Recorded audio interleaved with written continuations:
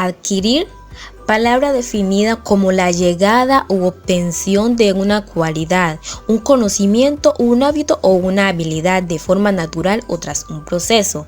Y lenguaje definido como la cualidad que nos diferencia de las demás especies, vía de comunicación, favorece la interacción social y el proceso del aprendizaje. A continuación, observaremos las teorías de la adquisición del aprendizaje. Noam Chomsky sostiene la teoría del innatismo, la cual dice que existe un dispositivo procesador lingüístico que permite aprender y utilizar el lenguaje de forma casi inactiva, defendiendo así la existencia de una gramática universal y que el lenguaje es algo inactivo del ser humano y no algo aprendido, lo justifica como dote genético. Además, esta teoría defiende los siguientes principios. El aprendizaje del lenguaje es algo específico del ser humano. La imitación tiene pocos efectos en la hora de aprender el lenguaje. Las emisiones verbales de los niños no son respuestas aprendidas de otras personas. Un ejemplo claro de esto es cuando los bebés emiten sonidos que su intención es expresar lo que sienten o ya sea un ruego. Nadie se lo enseñó, pero según lo que dice la teoría es de intuición o de genética. Ahora bien, Piaget, en la teoría del constructivismo y el cognitivismo, sostiene que el lenguaje se construye progresivamente a partir de la inteligencia individual como toda adquisición cognitiva y su constitución permite recién el intercambio interindividual y el comienzo de la vida social del niño. Asimila la construcción del lenguaje en palabras, frases elementales, luego sustantivos y verbos diferenciados y por último frases completas. Y en el cognitivismo dice que el desarrollo no se establece con cambios físicos, sino con la maduración cognitiva. Se basa en los procesos mentales del pensamiento, sentimiento, aprendizaje, retención y otros. Esta teoría hace énfasis en que el aprendizaje no solo se construye progresivamente, siendo sus propias leyes, sino que además atravesando distintas etapas antes de alcanzar el nivel adulto. Un ejemplo de esto son los planteles educativos que fomentan y sustentan esas dos teorías. Y por último tenemos la teoría de Vygotsky, la cual es el interaccionismo. Estudia la interacción y los símbolos como elementos clave para comprender tanto la identidad individual como la organización social. Sugiere que las personas nos definimos de acuerdo al sentido que adquiere el individuo en un contexto social específico, cuestión que depende en gran medida de las interacciones que entablamos.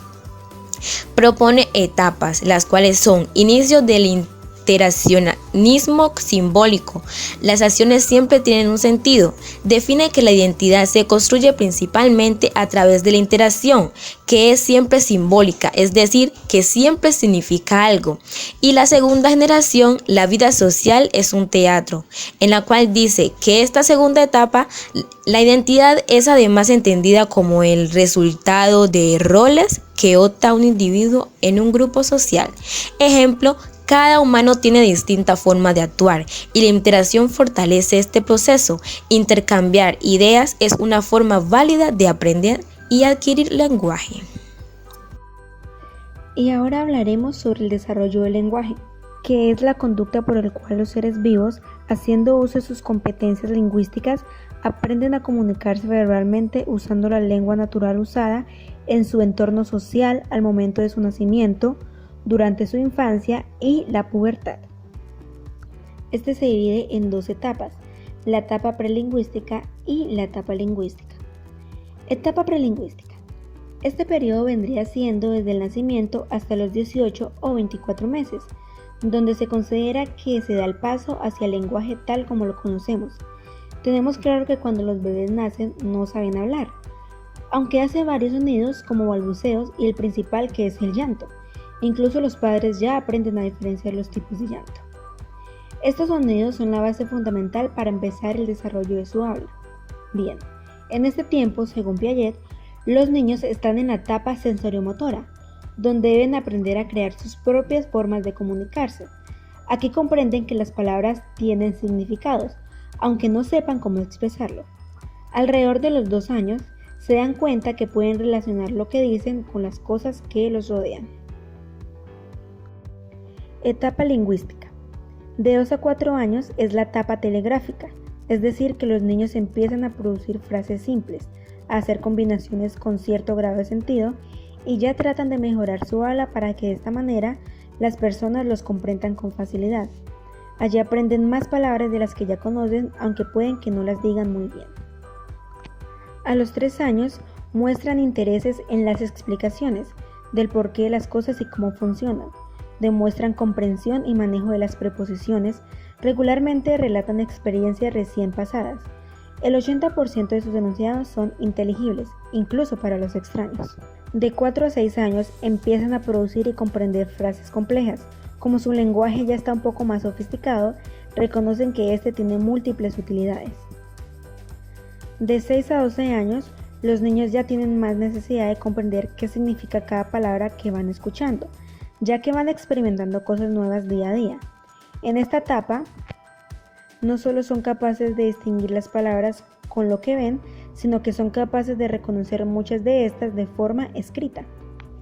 De 12 a 16 años son muy capaces de reconocer infinidades de expresiones, se dan cuenta que tienen muchas posibilidades para comunicarse y comprenden frases que antes no podían.